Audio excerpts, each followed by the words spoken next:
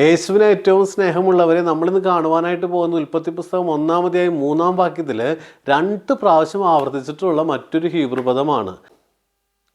ആ ഹീബ്രു പദമാണ് യഹി. യഹി എന്ന് പറയുന്ന ഈ ഹീബ്രു പദത്തിൻ്റെ അർത്ഥം ബി എന്നാണ്. ഇംഗ്ലീഷ് ഗ്രാമർ ക്ലാസ്സുകളിൽ നമ്മൾ ഒത്തിരി തവണ കേട്ടിട്ടുണ്ട് ഈ ബി എന്ന് പറയുന്ന ഈ പദത്തിൻ്റെ വിവിധ രൂപങ്ങൾ.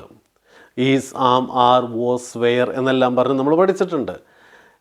വില്യം ഷേക്സ്പിയറിൻ്റെ വളരെ പ്രസിദ്ധമായിട്ടുള്ള ഒരു കൃതിയാണ് ഹാംലെറ്റ്.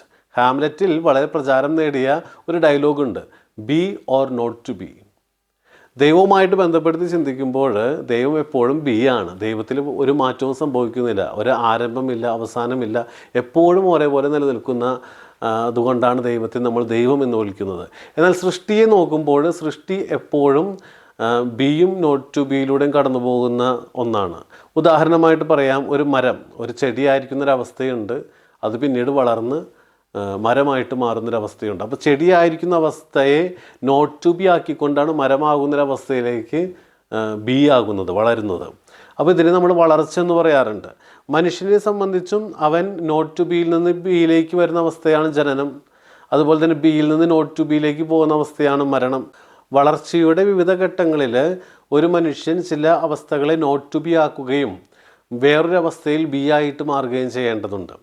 ഉദാഹരണമായിട്ട് പറയുകയാണെങ്കിൽ, ഒരു ആൺകുട്ടി വളർന്ന് വലുതായി ഒരു ഭർത്താവായിട്ട് മാറുമ്പോൾ ഒരു ആൺകുട്ടി എന്നൊരവസ്ഥയെ നോട്ട് ടു ബി ആക്കിക്കൊണ്ട് ഭർത്താവ് എന്നൊരവസ്ഥയെ ബി ആക്കേണ്ടതുണ്ട്.